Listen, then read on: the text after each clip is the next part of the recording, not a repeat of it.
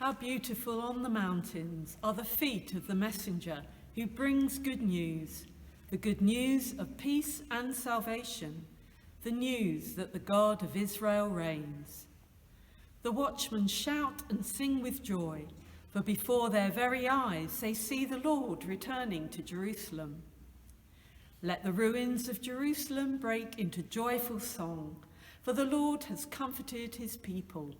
He has redeemed Jerusalem. The Lord has demonstrated his holy power before the eyes of all the nations. All the ends of the earth will see the victory of our God. See, my servant will prosper. He will be highly exalted. But many were amazed when they saw him. His face was so disfigured he seemed hardly human, and from his appearance one would scarcely know that he was a man. And he will startle many nations. Kings will stand speechless in his presence, for they will see what they had not been told. They will understand what they had not heard about.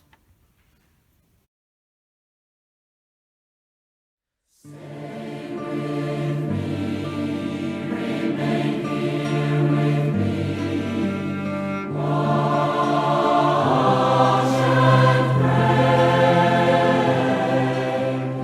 Watch and pray.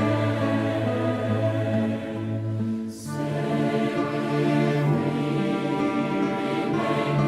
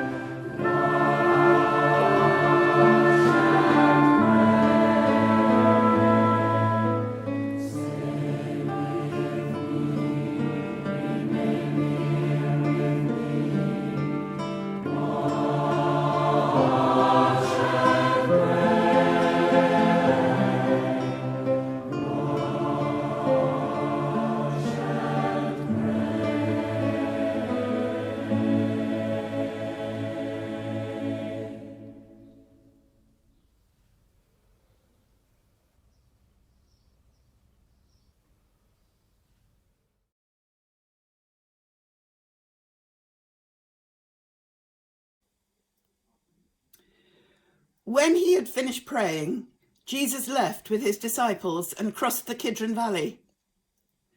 On the other side there was a garden, and he and his disciples went into it. Now Judas, who betrayed him, knew the place, because Jesus had often met there with his disciples.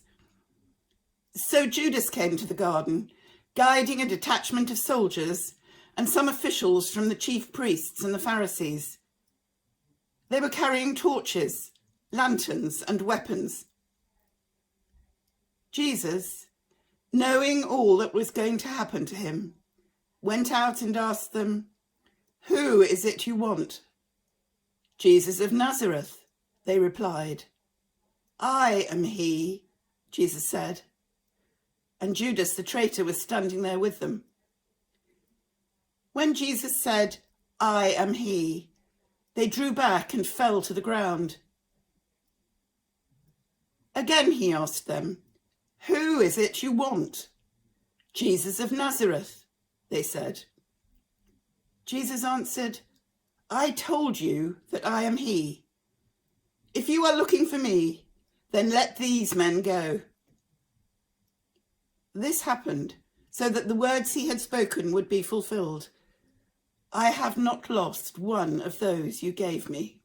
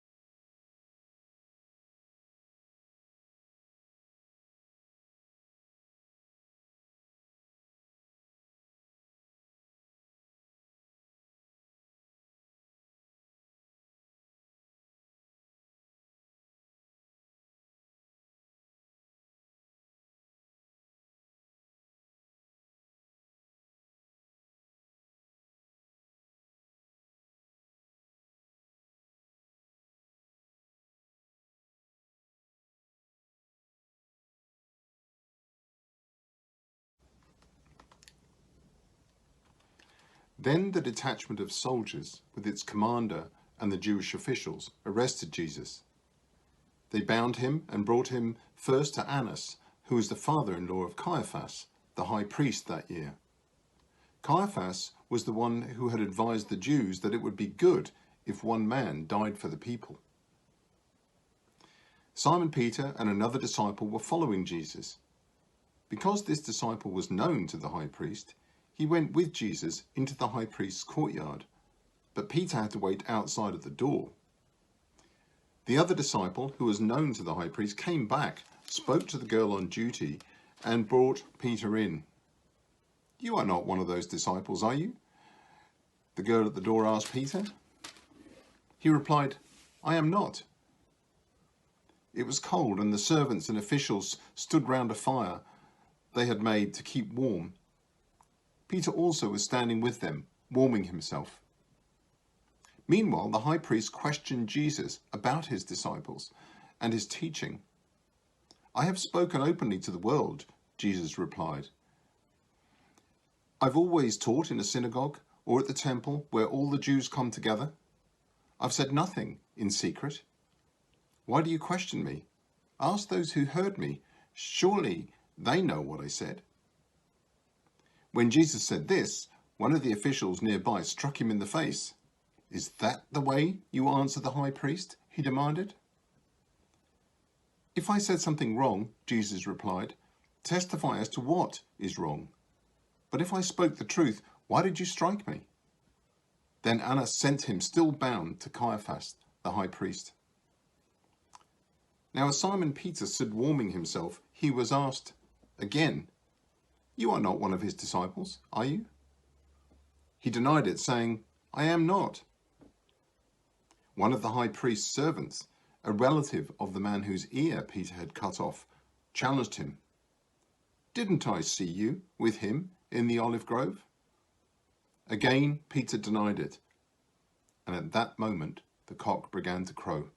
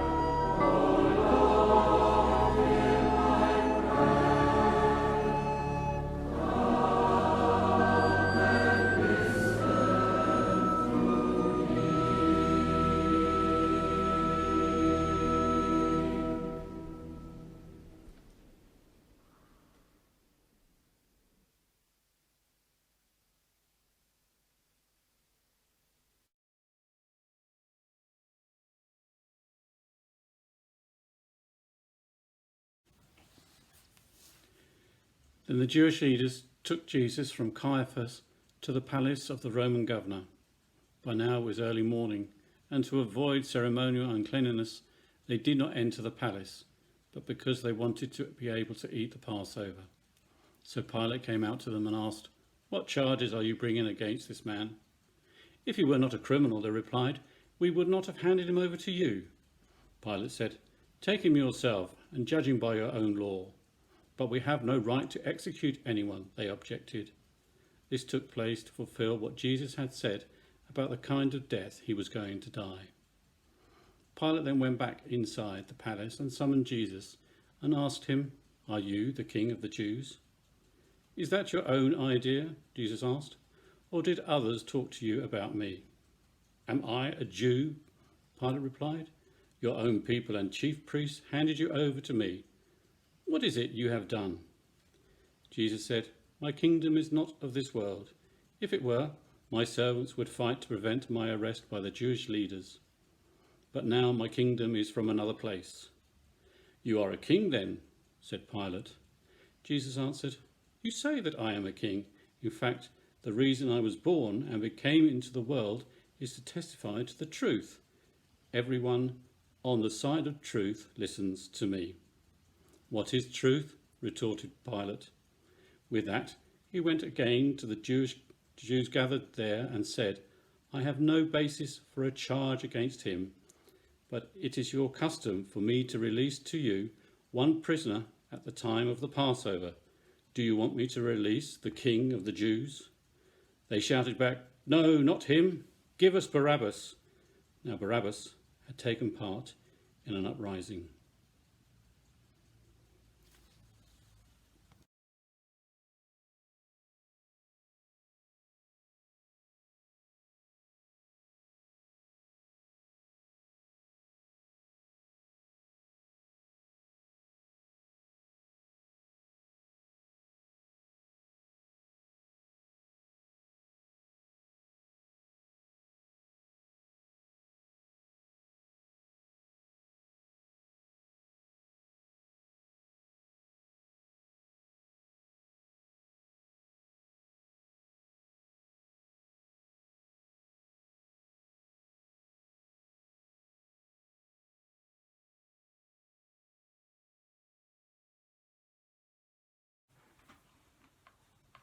Then Pilate took Jesus and had him flogged. The soldiers twisted together a crown of thorns and put it on his head. They clothed him in a purple robe and went up to him again and again, saying, "Hail, King of the Jews!" And they struck him in the face. Once more Pilate came out and said to the Jews, "Look, I'm bringing him out to you to let you know that I find no basis for a charge against him." When Jesus came out wearing the crown of thorns and the purple robe, Pilate said to them, "Here is the man."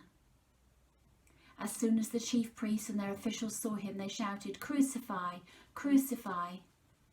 But Pilate answered, "You take him and crucify him. As for me, I find no basis for a charge against him." The Jews insisted, "We have a law, and according to that law he must die, because he claimed to be the Son of God." When Pilate heard this, he was even more afraid, and he went back inside the palace. "Where do you come from?" he asked Jesus. But Jesus gave him no answer. "Do you refuse to speak to me?" Pilate said. "Don't you realize I have power either to free you or to crucify you?" Jesus answered, "You would have no power over me if it were not given you from above. Therefore the one who handed me over to you is guilty of a greater sin." From then on, Pilate tried to set Jesus free. But the Jews kept shouting, "If you let this man go, you're no friend of Caesar. Anyone who claims to be a king opposes Caesar." When Pilate heard this, he brought Jesus out and sat down on the judge's seat at a place known as the Stone Pavement, which in Aramaic is Gabbatha. It was the day of preparation of Passover week, about the 6th hour. "Here is your king," Pilate said to the Jews. But they shouted, "Take him away, crucify him." "Shall I crucify your king?" Pilate asked. "We have no king but Caesar," the chief priests answered. Finally, Pilate handed him over to them to be crucified.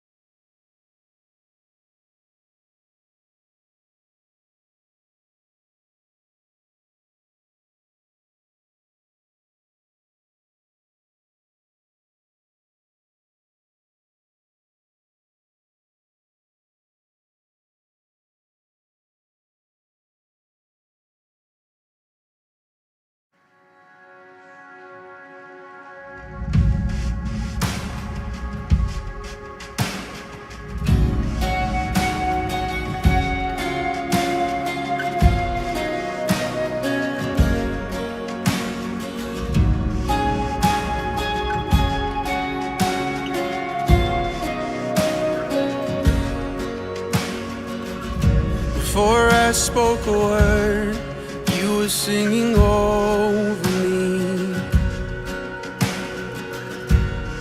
You have been so, so good to me. Before I took a breath, you breathed your life in me. You have been so, so kind to me. Oh, the overwhelming, never-ending, reckless love of God.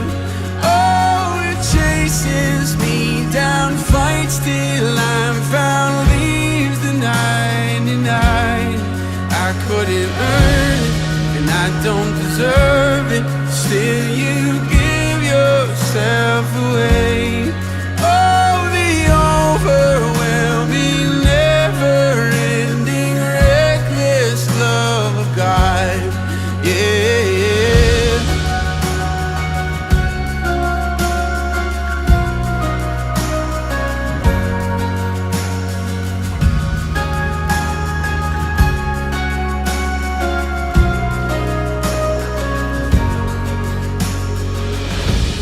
When I was your foe, still your love fought for me. You have been so, so good to me. When I felt no worth, you paid it all for me. You have been so, so kind to me. And oh, the overwhelming, never-ending, reckless love of God. Oh, it chases me down, fights till I'm found, leaves the 99. I couldn't earn it, and I don't deserve it. Still, you give yourself away. Oh, the overwhelming, never-ending, reckless love of God.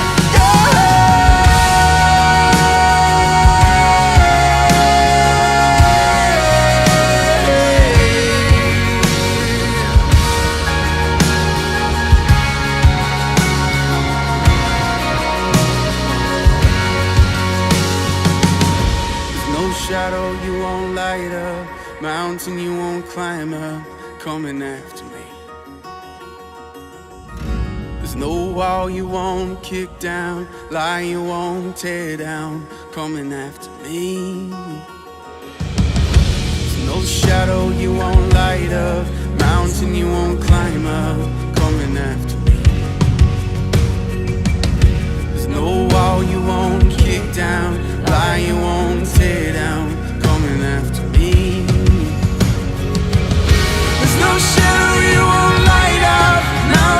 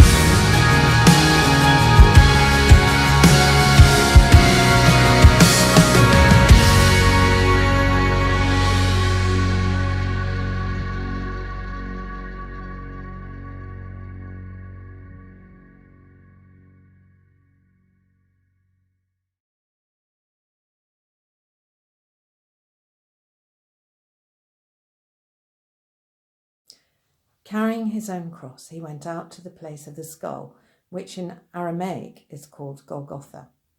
There they crucified him, and with him 2 others, one on each side, and Jesus in the middle. Pilate had a notice prepared and fastened to the cross. It read, "Jesus of Nazareth, the King of the Jews."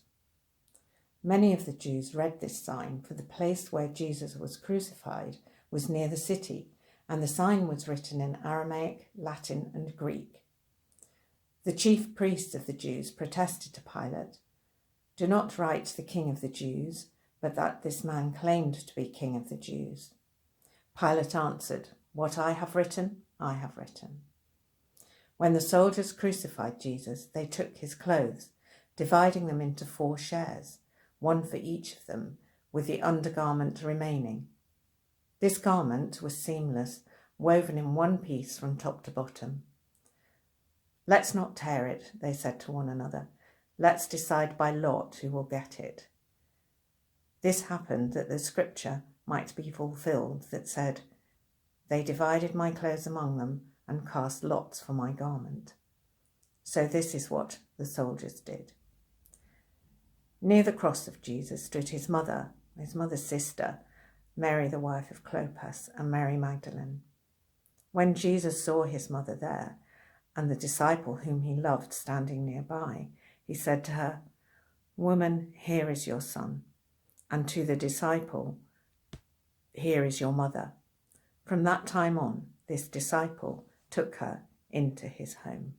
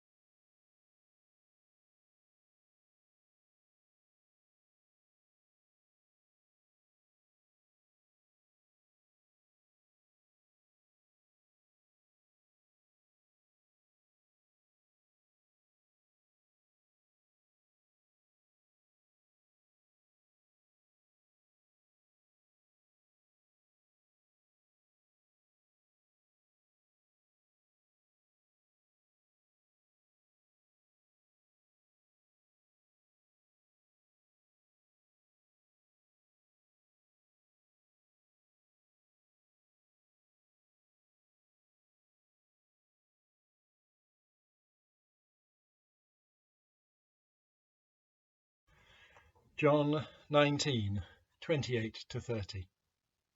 Later, knowing that all was now completed, and so that the scripture would be fulfilled, Jesus said, "I am thirsty." A jar of wine vinegar was there, so they soaked a sponge in it, put the sponge on a stalk of the hyssop plant, and lifted it to Jesus' lips. When he had received the drink, Jesus said, "It is finished." With that, he bowed his head and gave up his spirit.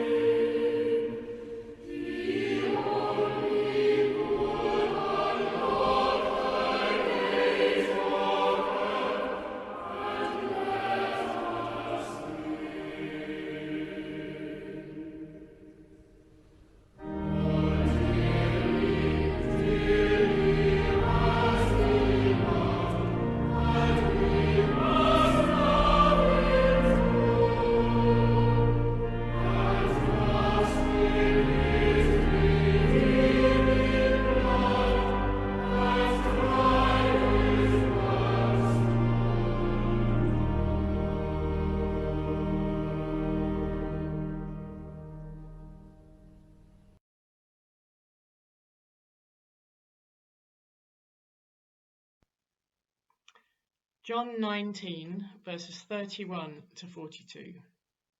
Now it was the day of preparation, and the next day was to be a special Sabbath.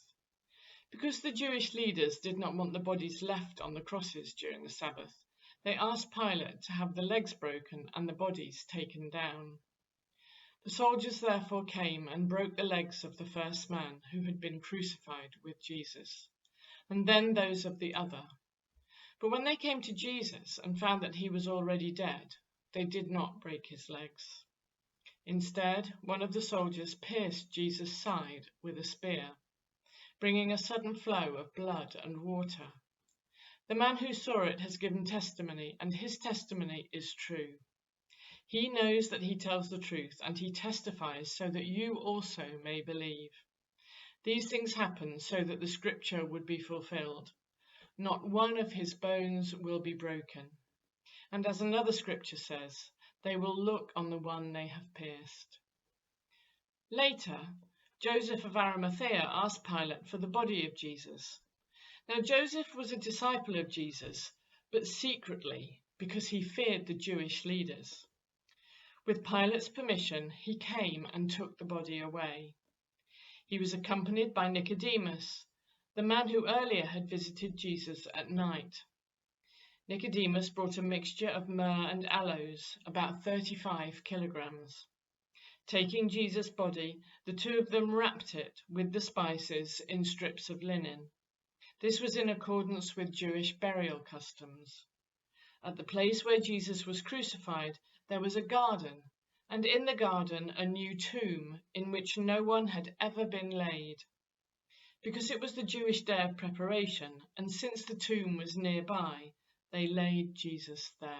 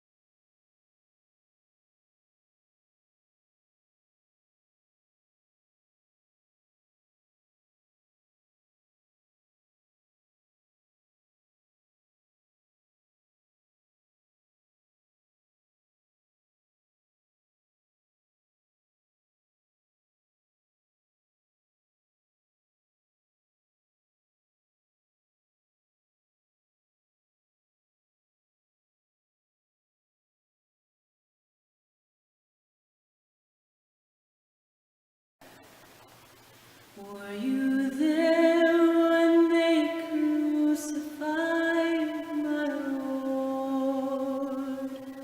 Were you there when they crucified my Lord? Oh,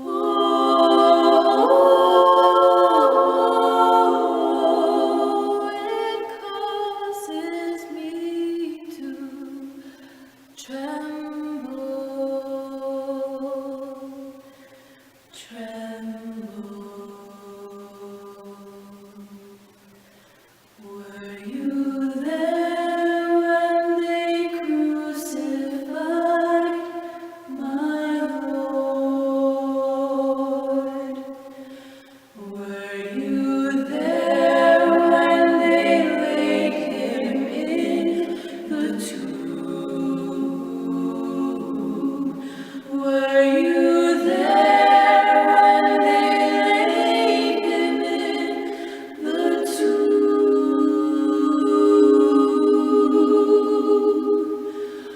Oh,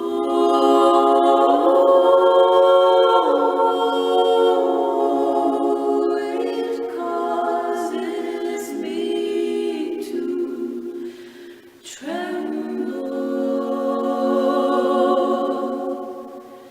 tremble. Were you there when they laid him in the tomb? Were you there when the stone was rolled away?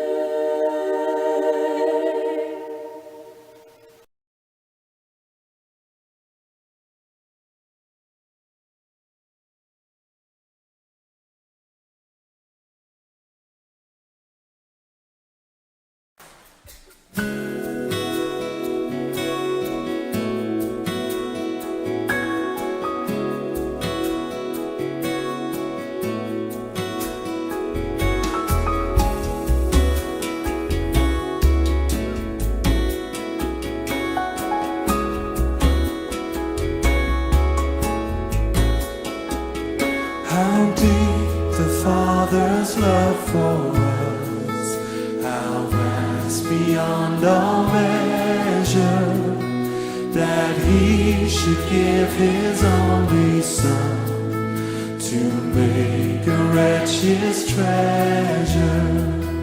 How great the pain of searing loss! The Father turns his face away, as wounds which mar the chosen one bring many sons to glory.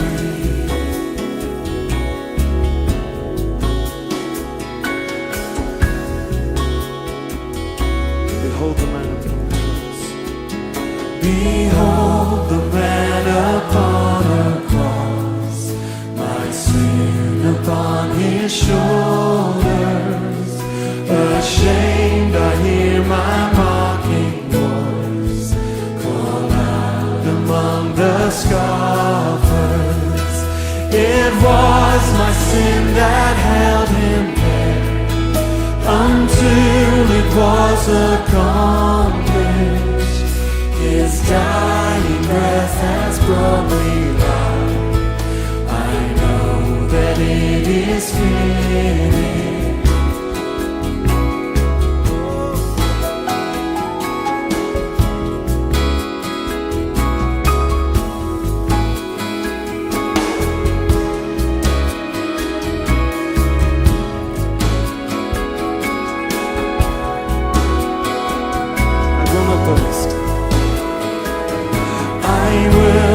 Boast in anything, no gifts, no power, no wisdom, but I will boast in Jesus Christ, his death and resurrection. Why should I gain from his reward? I cannot give an answer, but this I know with all my heart, his wounds have paid my ransom. Why should I gain? Why should I gain from his reward?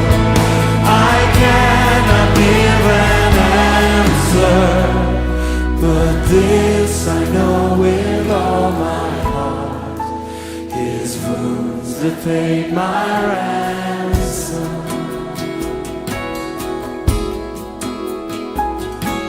Your wounds have paid my ransom.